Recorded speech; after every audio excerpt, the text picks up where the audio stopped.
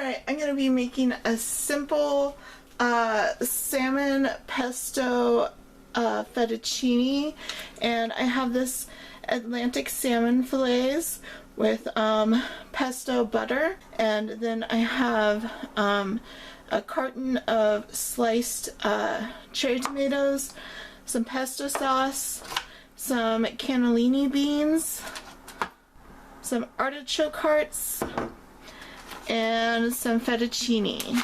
So first thing I'm gonna do is get my water boiling for the for the pasta. So I'm gonna add some salt to the water, maybe like a couple tablespoons. We'll go ahead and turn it on high. This burner doesn't get too crazy when I turn it on high. Now we're going to turn this on medium high, and we're gonna open up our salmon package. Now, if you don't have the same thing, you could always use just regular butter instead of pesto butter. So I'm going to go ahead and add our pesto butter to the pan. And you know, I think I might add some olive oil to that too.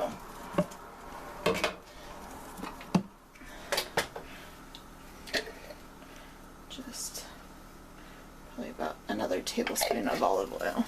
Let that get all melted. They didn't scale the skin. Let's see if they took out the bones. Okay, it feels like they took out the bones, but they didn't scale the skin, so I'm going to go ahead and scale the skin real quick. Scaling the skin isn't too difficult. You take a knife and run it backwards over the skin. That's a little frustrating. They should have taken care of the fish how it should be taken care of. You know, I mean, imagine paying regularly $10 for a fish that's not even scaled. Okay, I'm gonna lay the other one out.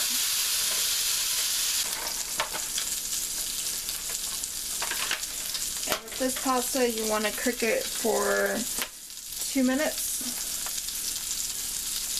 Let's see how the salmon is doing. It looks like our butter got nice and brown.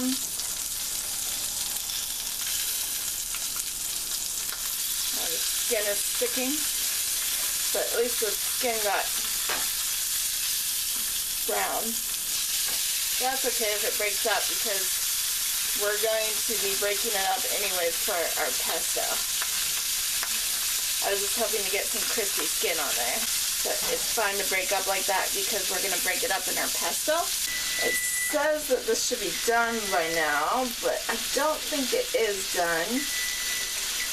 I'm going to let it cook for a little bit longer. I don't think those pasta noodles are quite done yet. They're fresh out of the freezer. So I think I'm going to go ahead and add my cannellini beans. So I'm going to drain the can of cannellini beans. And the reason why I got the beans for the pasta is because I've been trying to eat more legumes, and it's a little extra protein too. But you can always go without the beans. Trying to break up all that salmon into small bite-sized chunks, and they'll cook faster that way too. And the skin, okay, I think the pasta's done.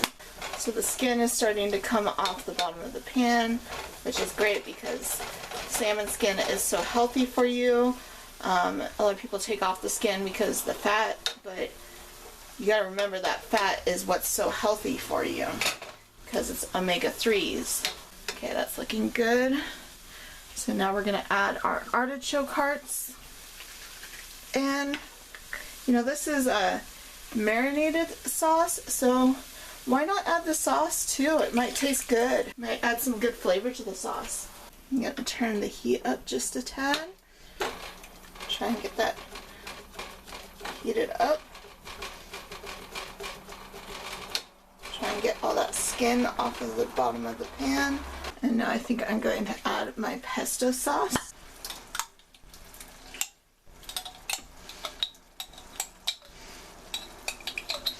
Ooh, that smells so yummy. Love pesto. Pesto can come in so useful. You can stuff things with pesto, you can cook things in pesto, you can make pasta salads with pesto.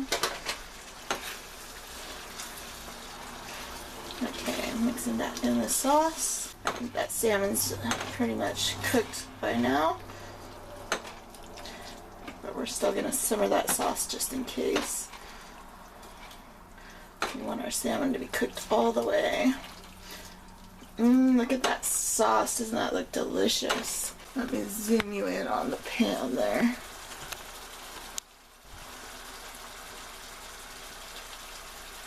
Yum. Let's turn on the light. Yum. Smells so good.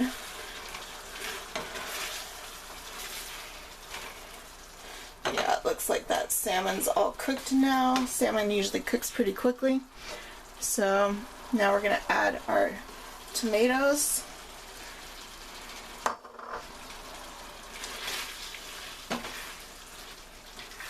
Get that nice and mixed in there. And now we're going to add our fettuccine.